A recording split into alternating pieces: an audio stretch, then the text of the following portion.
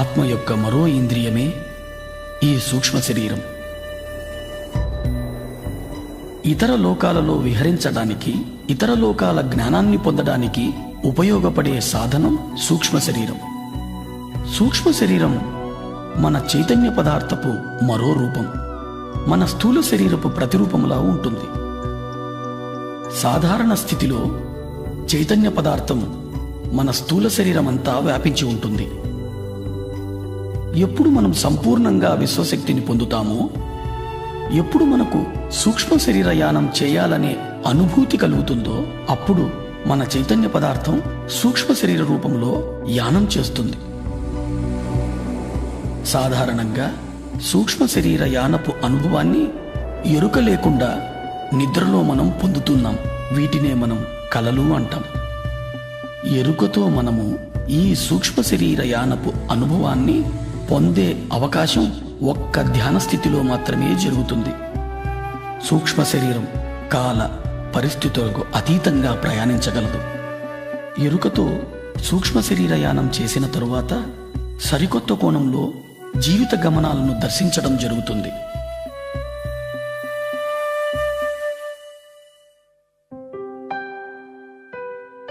ధ్యానంలో అత్యధికంగా విశ్వశక్తిని పొందినప్పుడు శరీరమంతా వ్యాపించి ఉన్న చైతన్య పదార్థం ఒక కేంద్రం వైపు ప్రయాణించడం జరుగుతుంది. చైతన్య పదార్థం కేంద్రం వైపు ప్రయాణించేటప్పుడు స్థూల శరీరంలో కదలికలు ఏర్పడతాయి.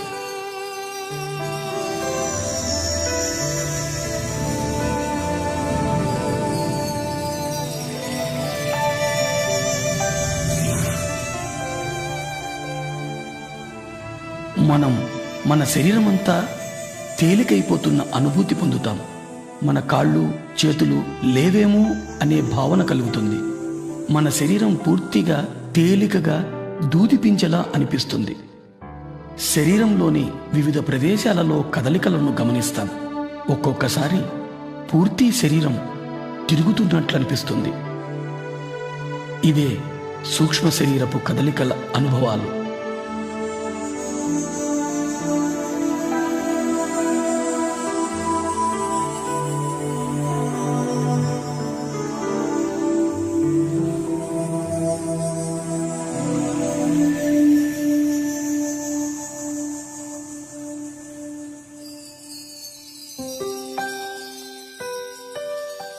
తీవ్ర ధ్యాన సాధన చేయడం ద్వారా అత్యధిక విశ్వశక్తిని పొందడం జరుగుతుంది.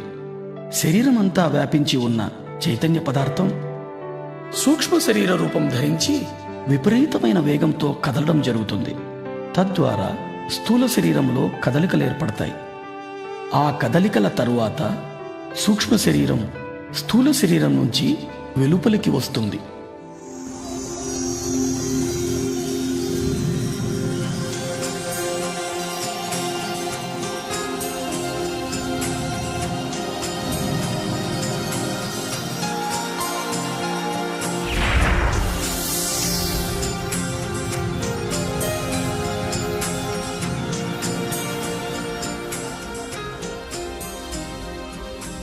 అలా వెలుపలికి వచ్చిన సూక్ష్మ శరీరానికి స్థూల శరీరానికి మధ్య తెల్లటి వెండి తీగ లాంటి పదార్థం అనుసంధానమై ఉంటుంది. దీనినే సిల్వర్ కార్డ్, పాశము అంటారు. ఈ సిల్వర్ కార్డ్ అనేది అధిక శక్తితో కదిలే చైతన్య పదార్థమే.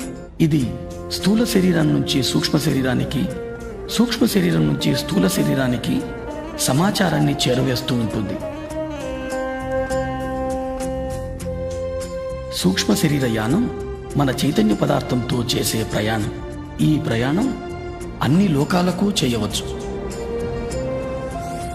సూక్ష్మ శరీర యానం చేయడం ద్వారా అపారమైన ఆత్మ విజ్ఞానాన్ని పొందుతాం. సూక్ష్మ శరీరం అన్ని రకాలైన పదార్థాల గుండా ప్రయాణించగలుగుతుంది. అంటే భూమి, నీరు, అగ్ని, ఆకాశం, వాయువు.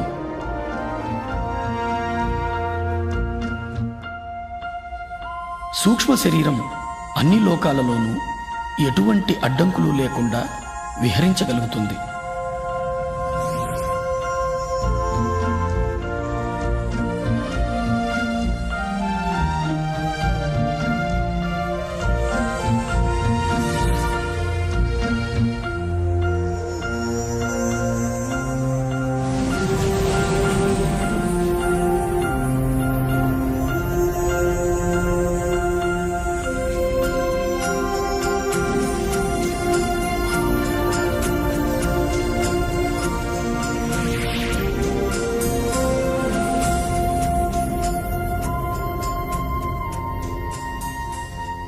సూక్ష్మ శరీరం బయటకు వచ్చిన తరువాత స్థూల శరీరాన్ని చూడడం జరుగుతుంది. ఇది ఓ మహత్తరమైన అనుభవం.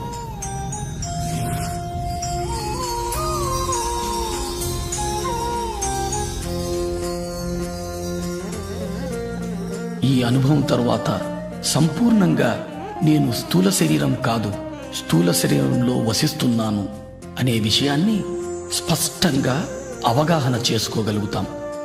ఇదో మహద్భుతమైన అవగాహన. ప్రతి ఒక్కరూ ఈ అనుభవాన్ని తప్పక పొందాలి. ఈ అనుభవం పొందిన తరువాత మనం ఏర్పరచుకున్న పరిమితులన్నీ తొలగిపోతాయి. మనము అపరిమితులమని అర్థం చేసుకోగలుగుతాం. ఈ అనుభవం తరువాత నేను అంటే చైతన్య పదార్థం అని స్పష్టంగా అవగతమవుతుంది.